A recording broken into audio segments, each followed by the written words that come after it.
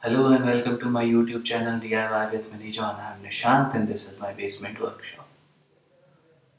In this video, I will be discussing specifications and working of MAKITA TB131. This is a benchtop size drill press made by MAKITA. I will quickly go through the specifications of this machine and then I will explain the modifications that I have done to improve its working. The most important part of a drill press is the motor. In this particular model, we have a 1/3 horsepower motor that's about 250 watts. This particular machine runs at 220 volt. The RPM is about 1500. Of course, you can vary the speed by changing the belt and pulley system that's mounted in this top portion.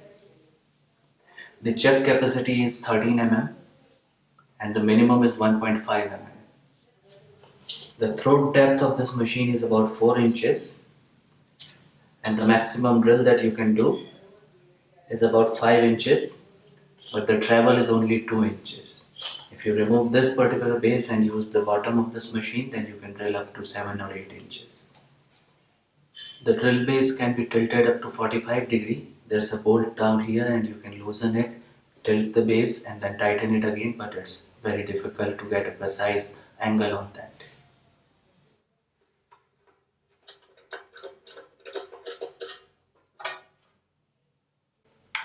This is the pulley system of this machine.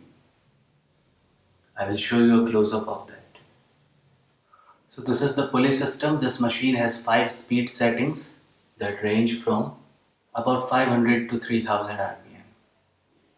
There is a speed chart here that tells you what arrangement will give you what RPM.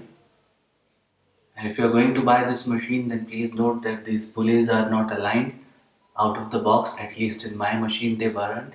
So there was a lot of black dust coming out of the conveyor belt. So after using it for a few days, I aligned the pulleys and the system works a lot better now.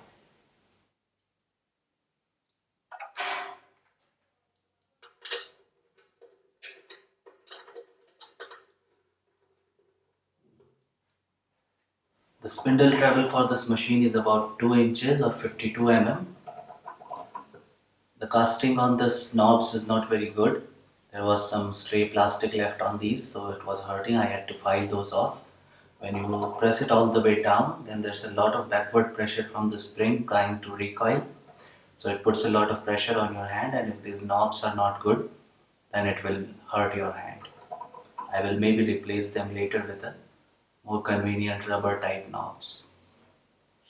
So this is the front view of this machine. There's a scale over here. I have replaced that scale. The original scale was printed on this shiny black metal and the scale couldn't be seen. So I replaced that with a paper sticker with more clear markings of each mm. I also replaced this depth gauge. In the original one it had a very small bolts, about 5 mm depth, and those were really difficult to tighten together. So I replaced that with a wooden knob and a connecting bolt.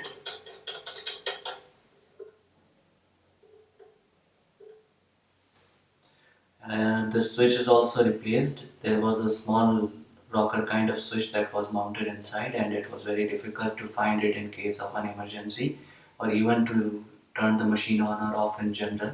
It was very difficult. I had to tilt my head and find where the switch was and then turn it on. So I replaced it with a more convenient switch.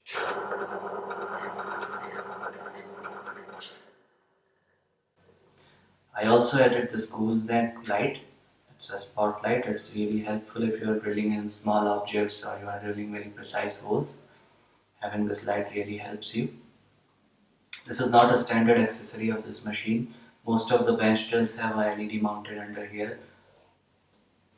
While many new machines have an automatic speed transition, they have a digital readout, a better LED fixed under here, but this machine, it doesn't have. It's an old school machine.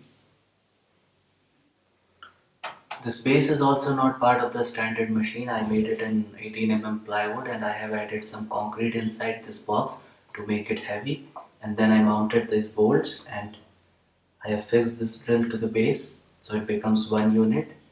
Now as you can see, my bench is made up of granite, so I couldn't bolt it directly to the bench top. So I made this heavy base and then mounted the machine on it to reduce the vibration and increase stability of this machine.